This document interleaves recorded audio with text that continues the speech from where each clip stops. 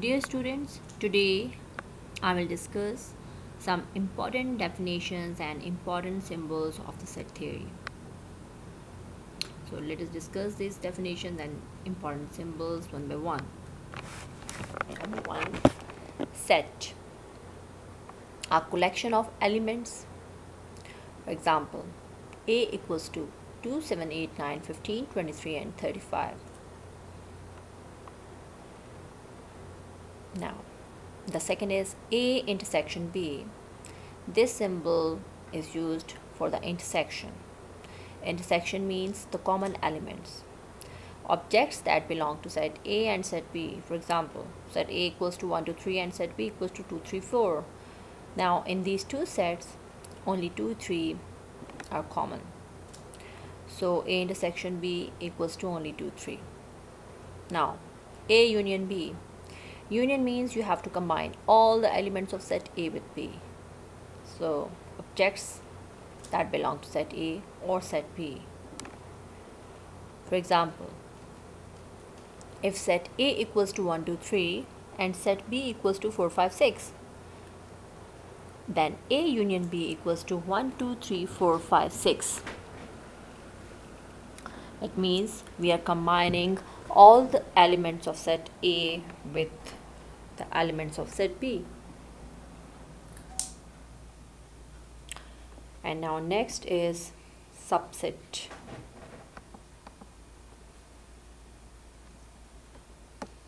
A subset of B. Its symbol is just like C and the line below C. A subset of B. Set A is a subset of set B if and only if every element of set A is in set B. So, for example, if set A equals to ABC, set B equals to ABC, then A is subset of B. It means all the elements of set A belongs to elements of set B. So you can say A is subset of B. Now, proper subset.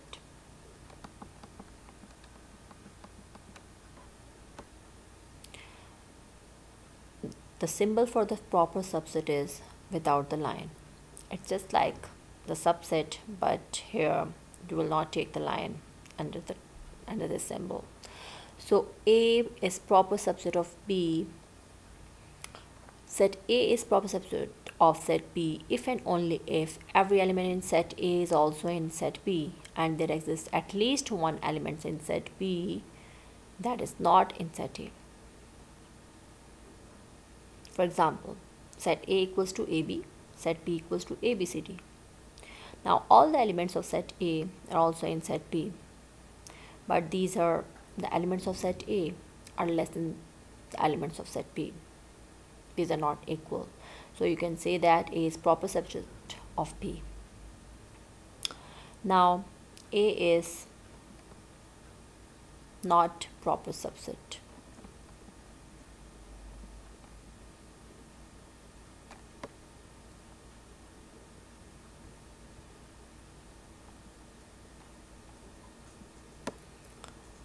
A is not proper subset of B. Subset A does not have any matching element of set B. For example, if set A equals to AB, set B equals to CDEF, then A is not proper subset of B because the elements of set A are not in set B. So you can say that A is not subset of B. Otherwise, you can also say that A is not proper subset of B. Now superset. You can say for the superset, you can use this symbol. So A is superset of B. Otherwise, you can also say that B is the subset of A. Otherwise, you can say A is superset of B. Set A is a superset of set B if set A contains all of the elements of set B. Set A equals to DEF, set B equals to DEF. Then A is the superset of B. You can also say that B is the subset of A. Next, A is the proper superset of B. Set A is proper superset of set B if set A contains all of the elements of set B and there exists at least one element in set A that is not in set B. If set A equals to 4, 5, 6 and set B equals to 5, 6, then A is the proper superset of B. Otherwise, you can also say B is the superset of A because all the elements of set B are in set A. So B is the proper subset of set A, or A is the proper superset of set B.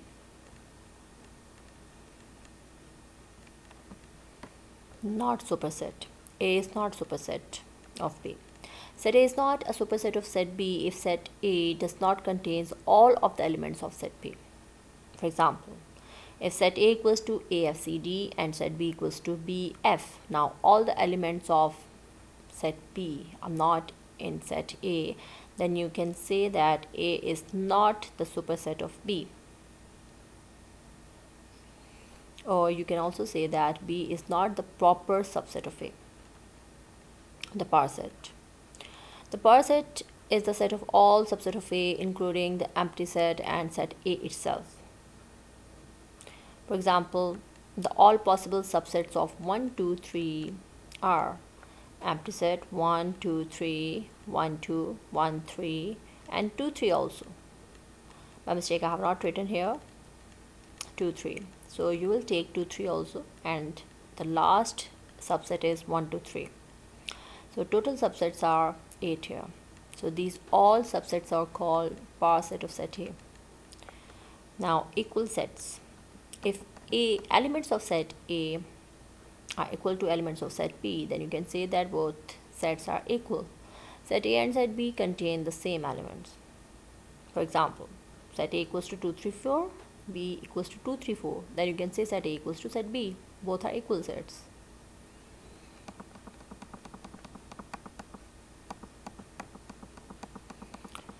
Now our next symbol is A complement. You can use both symbols for it. For example, A, C or A dash. A, C means C represents a complement, A complement or A dash. So it means all objects that do not belong to set A but these belongs to universal set. Now A minus B, a relative complement. So elements of set A but not in set B. It means all those elements which are in set A but not in B. So for example, set A equals to ABC and set B equals to CDE. It means you have to subtract all the elements of set B from A, then the remaining elements are A, B, which are left in A. So symmetric difference. For the symmetric difference, you can use this small triangle.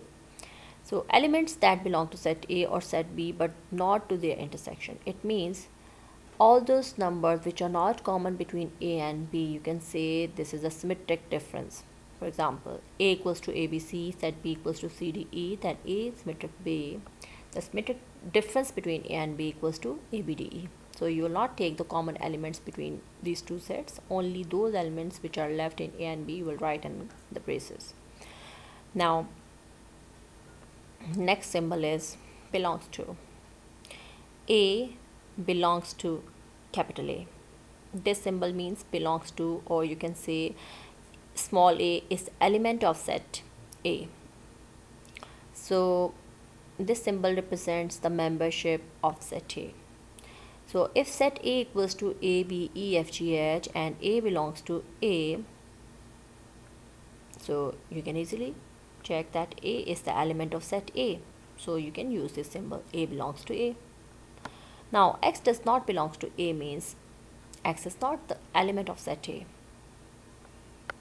or it is not a member of set A.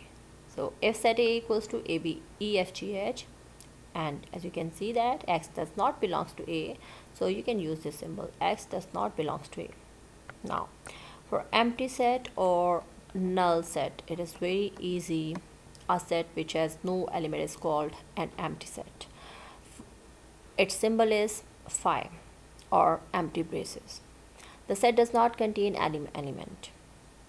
Okay, then if you can use these two different symbols for the empty set, empty braces or simply phi. For the universal set, you can use capital U, and it is a set which contains all the elements under consideration, or you can say the set of all possible elements. Set A equals to 1, 2, 3, set B equals to 4, 5, 6, set C equals to 7, 8. Then universal set will contain all these elements, for example 1, 2, 3, 4, 5, 6, 7, 8. Now there are different examples of different sets. For example, N naught means all the natural numbers including 0. The second name, you can say the same set, you can say it is equals to whole numbers. Now N1 means set of natural numbers without 0. So N1 equals to 1, 2, 3, 4, 5, 6, 7, 8 and so on. These are the natural numbers. Set of integer numbers, set of rational numbers, set of real numbers, set of complex number, all these sets you can use in the higher classes. But in your level, you will use only natural numbers or universal set.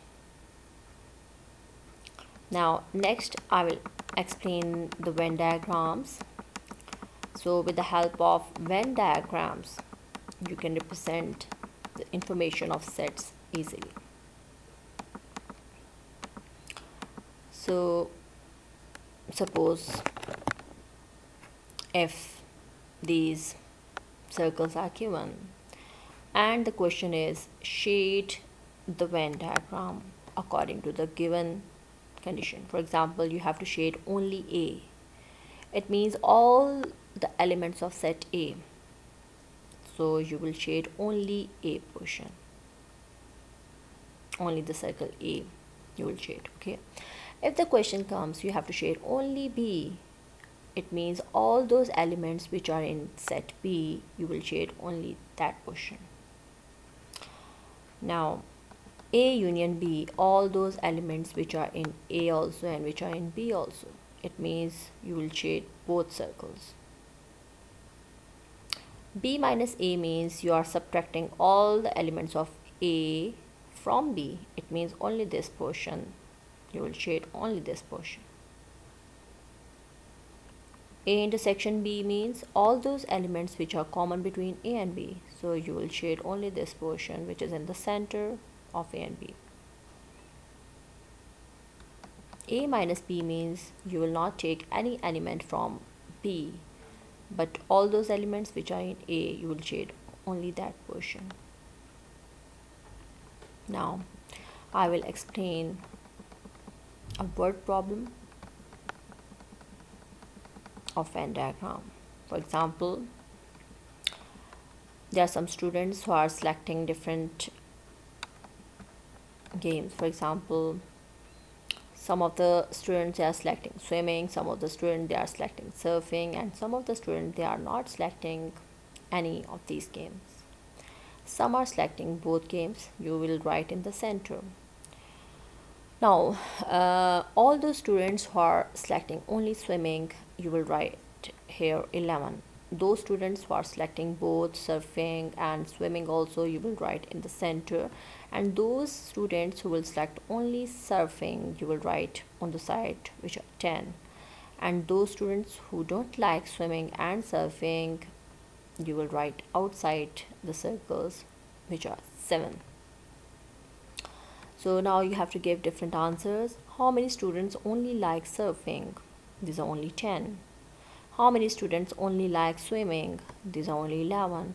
How many students do not like either swimming or surfing? These are 7. How many students do not like swimming? It means you will not take 11 and 13, but you will take only 10 and 7, which is equal to 17. Now, how many students like swimming or surfing? It means you have to find union. In case of union, you will add 11 plus 13 plus 10. It is equals to 34. Now next, how many students like both swimming and surfing? Both means These are the common elements of set A and B. It means you have to find the common element, which are 13. It means 13 students like both swimming and surfing. How many students do not like surfing? It means do not like surfing means you have to add 13 and 11 and 7. These students do not like surfing.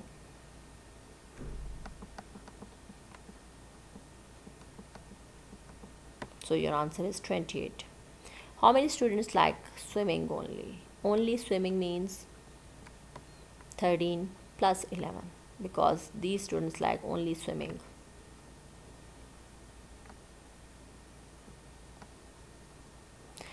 So you can practice these type of questions for the clearance of this topic. Best of luck for your next coming test, and thanks for watching the video.